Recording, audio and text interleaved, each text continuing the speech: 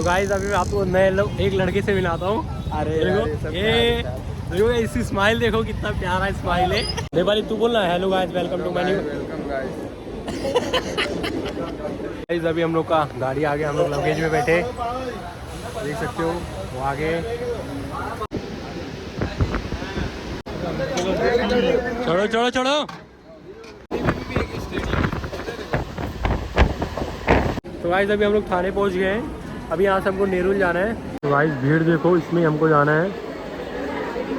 भीड़ की वजह से हम लोग नहीं जाएंगे, अभी दूसरी गाड़ी से जाएंगे। हाँ गाड़ी में लगेगा कम से कम 10 से 15 मिनट या फिर उससे भी ज़्यादा।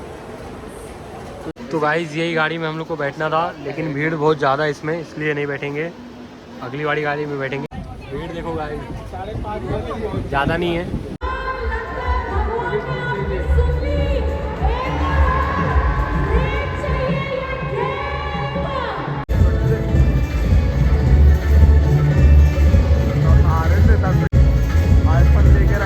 अंदर क्या हो रहा है?